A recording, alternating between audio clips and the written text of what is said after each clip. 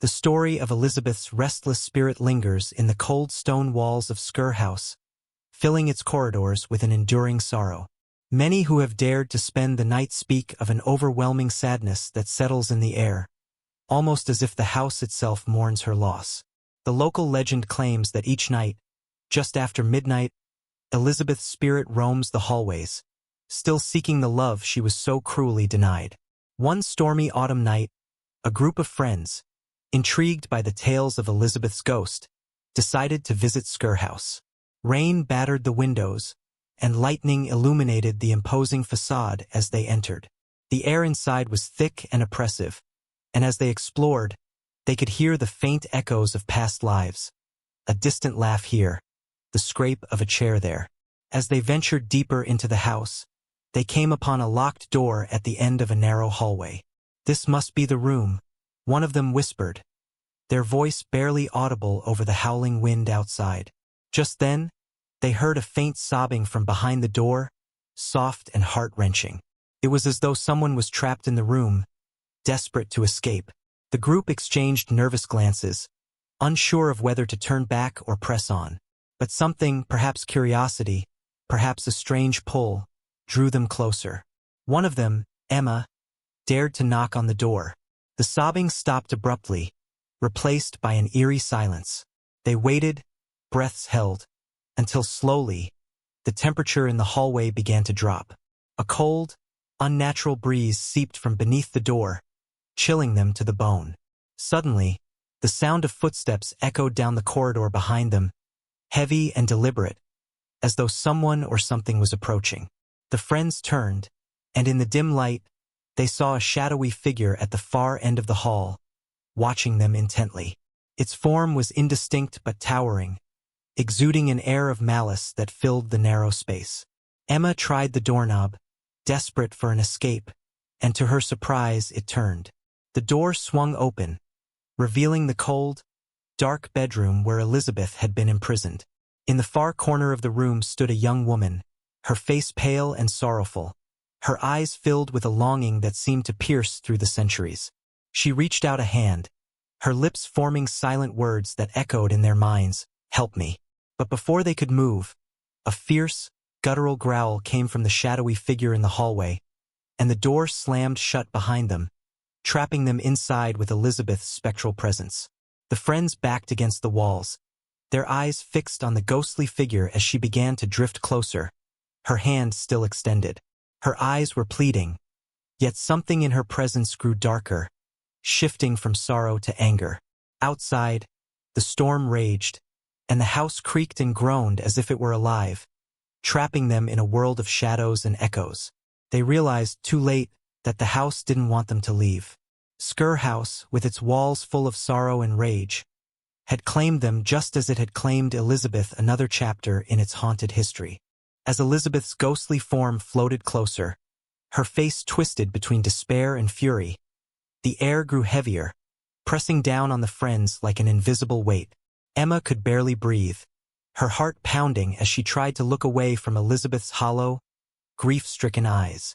The shadowy figure outside the door growled again, the sound rumbling through the walls like distant thunder. Whatever it was getting closer, its steps resonating with a deliberate, menacing rhythm. "Elizabeth," whispered Liam, his voice cracking, "we're here to help you. Please, tell us what you want." Elizabeth's head tilted slightly, as if trying to comprehend his words. Her eyes, once soft and sorrowful, flickered with a hint of recognition. She opened her mouth to speak, but no sound came out, only a faint, chilling hiss that sent shivers down their spines. The temperature dropped sharply, and Emma noticed her breath turning to mist in the freezing air. A sensation of despair crept over her, pressing into her mind like a dark fog, filling her thoughts with fragments of Elizabeth's memories, memories of loneliness, heartache, and unfulfilled dreams. Suddenly, Elizabeth raised her arm and pointed toward a small, dusty trunk in the corner of the room, her gaze intense and filled with urgency. Emma followed her gesture, moving toward the trunk with hesitant steps. She knelt and opened it, revealing a collection of withered letters, their ink faded with time. The letters, written in a delicate hand, spoke of secret meetings, stolen kisses, and promises of a life together, a life Elizabeth had dreamed of with her forbidden love from the village. As Emma sifted through the letters, she realized the truth. Elizabeth hadn't just died of a broken heart. Her spirit had been trapped in the house, her pain feeding its dark energy, until the house itself became a prison. Each letter seemed to hold a piece of her, and the longer Emma read, the more she felt Elizabeth's presence merging with her own mind, her sorrow mixing with her own thoughts. Suddenly, the door rattled violently, as if something were trying to break through. The shadow outside was growing larger, darker, and more oppressive, filling the narrow hallway with a sense of foreboding that seeped under the door and into the room. The friends could feel it, an anger, a jealousy, that had lingered in the house long before their arrival. Elizabeth's ghostly form flickered, her eyes wide with terror as she gazed at the shadow, her lips moving in a silent plea. She reached for Emma, her translucent hand passing through her shoulder, a rush of ice-cold energy flowing through Emma's body. "We have to leave," Liam shouted, tugging on Emma's arm. But when they tried to open the door, it held fast, refusing to budge. The shadow outside seemed to pulse with satisfaction, blocking their escape, trapping them just as it had trapped Elizabeth. A gust of cold wind rushed through the room, and a voice echoed from the shadow, deep and guttural, "No one leaves." Emma's hand clenched around one of the letters, her heart racing. She sensed that somehow, these letters were the key to breaking Elizabeth's curse. She began tearing the letters from the trunk, reading their words aloud, her voice trembling but firm, calling out the love Elizabeth had cherished. As she spoke, Elizabeth's form grew brighter, her sadness lifting, her face softening into a serene expression. But the shadow in the hallway roared, its shape twisting in fury, the walls trembling as it tried to silence Emma's voice. Then, a whisper gentle, yet powerful, filled the room, mingling with the wind, wrapping around them like a protective force. It was Elizabeth, her spirit regaining strength as Emma read each word aloud.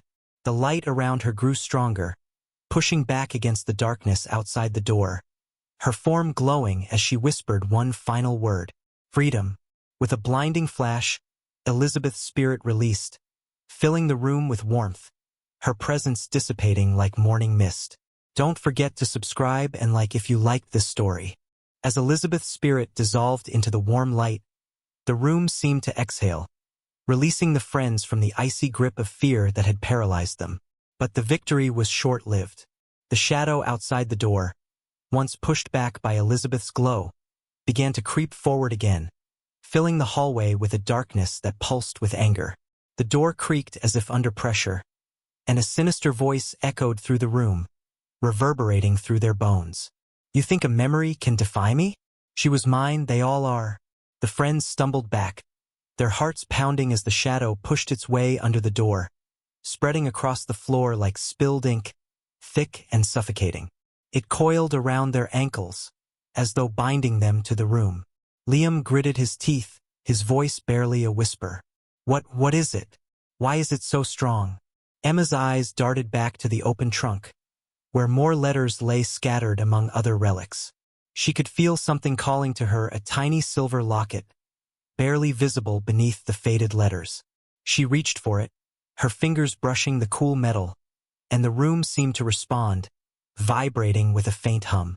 She sensed that this locket, like Elizabeth's letters, held some deeper significance. The moment she clasped the locket in her hand, images flooded her mind. Scenes of Elizabeth's life, moments of happiness and sorrow, flashes of the love that had defied her father's control. But there was something else, a dark, looming presence always watching, always lurking in the shadows, binding her to the house even in death. Emma realized with a jolt that this dark force had been tied to the house for centuries, feeding off the despair and anger that lingered within its walls. With renewed determination, Emma gripped the locket tightly and began speaking aloud, her voice shaking but defiant. "This spirit doesn't belong to you. You won't keep her here." The shadow quivered, its form rippling as if in response. The voice came again, seething with venom. "They all belong to me, those who enter this house, their fear, their pain, it is mine. Emma could feel the locket's warmth intensify, spreading up her arm and filling her with a strange energy. She glanced at her friends, their faces pale but resolute, and nodded. Together, they began to speak, voices rising above the darkness. Elizabeth, you are free. We're here to release you from this place. From him, the shadow howled, twisting and retreating, the voice snarling as it recoiled, yet not releasing its grip entirely. The walls around them began to shake, dust falling from the ceiling, and the temperature plummeted further as if the house itself were reacting, trying to hold them in place. The door behind them slammed shut, the force of it rattling the walls, but the locket pulsed in Emma's hand, each pulse a steady beat that matched her heartbeat, growing stronger. A figure began to form from the shadows, taking on a ghastly shape that loomed over them, eyes gleaming with rage. It reached toward Emma, its dark form stretching, trying to rip the locket from her grasp. She held it tighter, her voice growing louder, drowning out its venomous whispers. The shadow wavered, momentarily disrupted, and Emma felt a surge of confidence. This house was never yours, she said, her voice ringing with a strength that surprised even herself. Emma's words echoed through the room, resonating with a power that seemed to push the shadow back, if only slightly. The dark figure recoiled, its shape flickering as though caught in a struggle, but its eyes remained fixed on the locket in Emma's hand, filled with a fierce, possessive hatred. Emma tightened her grip, feeling an energy surging from the locket, ancient and resolute. Images from Elizabeth's life flashed through her mind in quick succession, moments of happiness and love, stolen kisses, whispered promises. They felt real, vivid, as if the locket itself had preserved the essence of everything Elizabeth had held dear. The shadow's form began to shift, stretching and contorting in a desperate attempt to block out the growing light. Its voice hissed through clenched whispers. You meddle with things beyond your understanding. I am bound to this place, and all within it are mine. Not anymore, Emma replied, her voice steady and unyielding. She turned to her friends, her eyes fierce with determination. We need to finish this. Elizabeth deserves peace, and so do we. Liam and the others nodded, gathering around Emma, each placing a hand on the locket, sharing in its warmth and strength. They began to speak together, repeating the words Elizabeth had once written in her letters, words of hope, love, and freedom. The locket pulsed brighter with each word, its light spilling into the room, illuminating the walls and casting away the shadows. As they spoke, the very air around them seemed to shift, the oppressive cold fading into a strange, comforting warmth. The shadow writhed and twisted, its form dissolving at the edges, shrinking back as if unable to bear the locket's light. But it fought harder, gathering its energy for one last desperate attempt, reaching forward with claw-like fingers to rip the locket away. Emma felt the darkness grip her, a freezing pressure pressing down on her, trying to pull her away from the others, but she held firm. The friends gripped the locket tighter, their voices rising in unison, filling the room with a powerful chant that seemed to come not only from them but from the walls themselves, echoing through the house with a force they hadn't known they possessed. The shadow let out a scream, an agonized, guttural sound that reverberated through the entire house, as though it were being torn apart from the inside. The walls began to tremble violently, dust and debris raining down from the ceiling as the room shook. The darkness flickered and thinned, the shadow stretching and shrinking, losing shape as the light from the locket burned brighter. With one final, desperate scream, the shadow exploded, its form dissolving into wisps of smoke that vanished into the cracks and crevices of the house. As the last remnants of the shadow evaporated, the oppressive atmosphere of Sker House shifted dramatically. The air felt lighter, almost electric, as if a great burden had been lifted from the very bones of the structure. Emma, Liam, and their friends stood in a circle, the locket still glowing warmly in their hands, its light illuminating the dusty corners of the room and revealing the ornate details of the faded wallpaper and the forgotten trinkets left behind. But even as the shadow dissolved, A lingering unease crept back into the room. The friends exchanged glances, sensing that something had changed but unsure of what it meant. The sound of the house settling echoed around them, a series of creaks and groans that felt almost like a sigh of relief. "Did we do it?" Emma asked, her voice barely above a whisper, as she glanced around, half expecting the darkness to return. Liam shook his head slowly. "I don't know. Felt like we broke its hold, but the house still feels haunted. We need to be careful." The locket, still warm, pulsed gently in Emma's hand, and she could sense Elizabeth's presence lingering, not in sadness but in a kind of hope.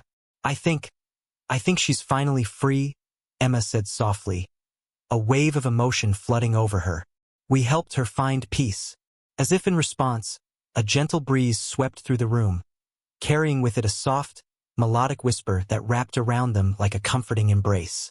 It was a sound of gratitude, a reminder of the love that had once filled the house, a love that had been silenced for far too long. Suddenly, the door at the far end of the room creaked open, revealing a staircase that led up into the darkness above. It had been locked tight just moments ago. The friends exchanged wary looks but felt an inexplicable pull toward the stairs, as if something awaited them above. "Should we?"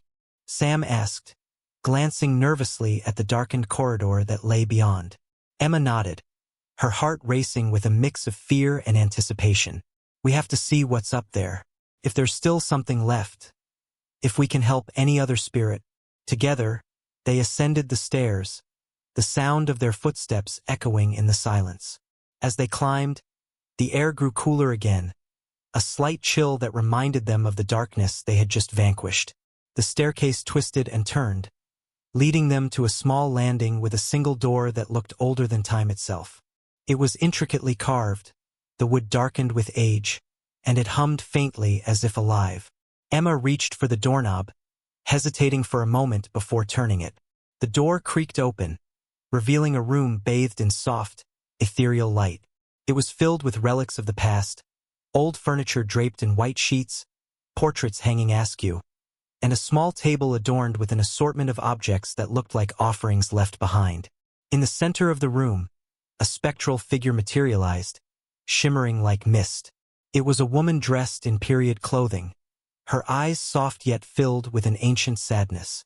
Emma recognized her instantly from the portraits they had seen in the hall below. This was Elizabeth's mother, the matriarch who had lived and suffered in the shadow of the oppressive legacy of the house. The ghostly woman looked at them with a mixture of sorrow and gratitude. "You have freed my daughter," she spoke, her voice resonating with a melodic lilt that seemed to echo through the room. "But the cycle of pain does not end here." "What do you mean?" Emma asked, stepping forward, her heart racing. "There are more lost souls bound to this place, trapped in their own stories of grief," the apparition replied, her gaze piercing yet filled with compassion. "I, too, am tethered to this house, and only by confronting the past can we hope to break the cycle." Emma and her friends exchanged determined looks, feeling the weight of the task that lay before them. The journey to free Elizabeth had been only the beginning. They could feel the echoes of those who had suffered long before, whispers of sorrow still lingering in the corners of Sker House. "We will help you," Liam said, stepping forward, fueled by a newfound purpose. "Just tell us what we need to do." The ghostly woman smiled faintly, the light around her shimmering like sunlight on water. "Listen closely. You must uncover the truth of this house and release those who remain. Only then can we find peace." The ghostly woman guided Emma and her friends through the room, pointing to various objects that held fragments of the past, letters, trinkets, and faded photographs. With each item they uncovered, they learned the stories of other trapped souls.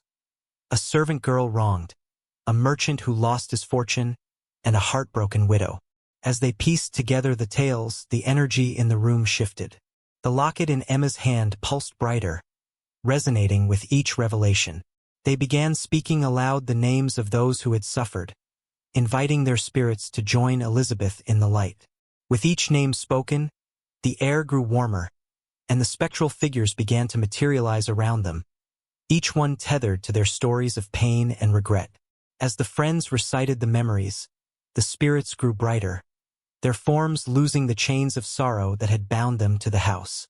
Finally, with a united effort, they called upon the spirits to find peace. The air crackled with energy as the room filled with light, and one by one, the spirits began to ascend, their faces transforming from sorrow to serenity.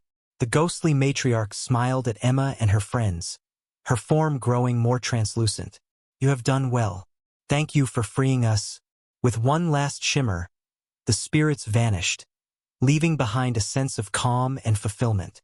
The house itself seemed to sigh in relief, the oppressive atmosphere lifting entirely. As Emma and her friends left Sker House, the shadows that had once haunted its halls were replaced by a soft glow. They knew they had not only freed the spirits of the past but had also liberated the house from its cycle of despair.